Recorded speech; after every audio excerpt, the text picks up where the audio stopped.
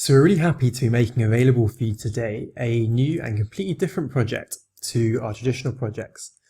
And here at IVALA we've been using some really nice CT and MRI imaging data to help us with construction of models and general anatomical work. And we really wanted to make this imaging data available to you so that you can use it as well, because it holds such a lot of information in and of itself. And we do one thing with it, which is extract 3D data, but we thought you might find value in being able to look at the 2D data as well.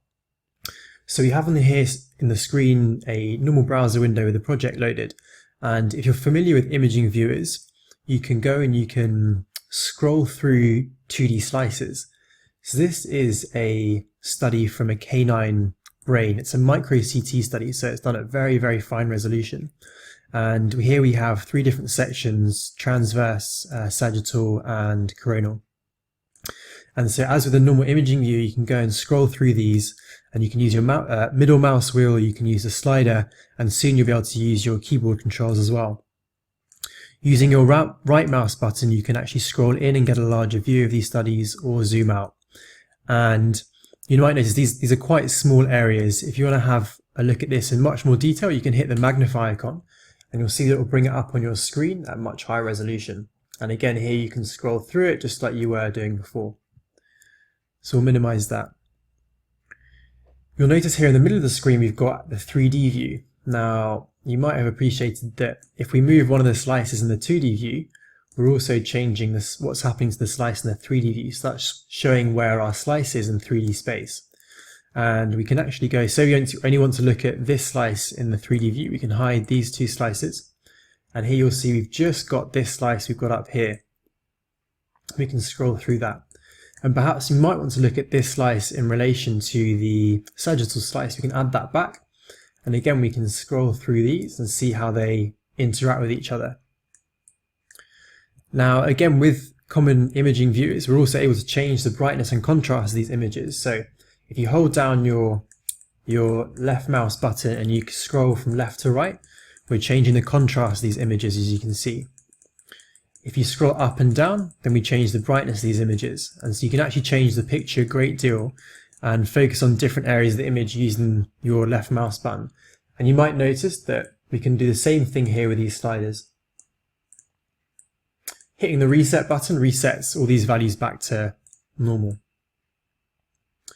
Now, we can actually, if you want to get more room for the 3D view, you can minimize these by hitting the C icon here. And we can also get a few more options to look at these 2D slices in 3D space as well. So I'm going to go ahead and hide this slice just for the purpose of this. And you can see we can move the slice up and down in a dorsal and ventral direction with this. But with these 2 sliders here, we can also tilt that slice and start to get a tilted view through that plane. So you can see we can actually start to cut the canine brain in any section that we want to and appreciate the structures that we'll see there when we do so. I'm going to reset that view.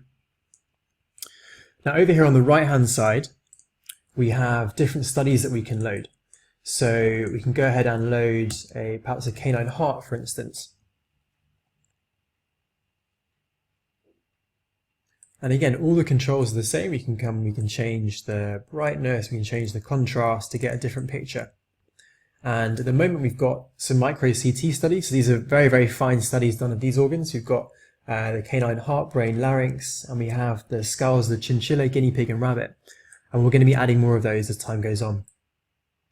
Now, something I'm going to show you is we can also here actually switch to 3D rendering. So I'm actually going to hide these slices for a second. And in fact, probably we'll get a better result with the canine brain. But if we click this volume icon here, what this actually does is it starts to render our 2D data in 3 dimensions. So if we were to pop on this slice here, we can see that everything is being rendered on that slice. And I'm actually going to do something. I'm going to turn on something called maximum intensity projection, and if I hide that and let's bring the opacity up, you can see we can start to get some really cool effects with our 3D rendering. And let's re-enable a slice over here. And you can see that this slice is cutting through that 3D object. So this here, just if you want to start to try and reconstruct structures in 3D, you can hopefully start to appreciate them a little bit better with what's happening in the 2D slices. Now, there are two really important things to note. The first is that this project will only run on Chrome and Firefox browsers. Secondly, it does require very modern graphics cards. So if you've got a laptop or a PC or a device that's much older than a year, you might have problems running the entire project, and definitely you're going to have problems running this 3D rendering. So some of you won't be able to run it at all. Some of you will be able to run it, but running the 3D rendering, the volume, won't be possible. And some of you will be able to run everything. But we hope to make improvements in all these areas with time. But for now, please know that you should use either Firefox, Mozilla Firefox, Google Chrome, and a modern laptop. And I'm going to put a link in the description that lets you test your browser and your computer with one click to see if it will run this content. So check that out in the description, and as always, we love to hear feedback if you do use it and you like it, let us know. If you hate it, let us know. And we're also going to let you know when we've added more studies for you to look at. So we're looking to add more traditional studies, so normal MRIs and CT scans as well. And yeah, we're really excited about the sort of things we're going to be able to show you over time with this.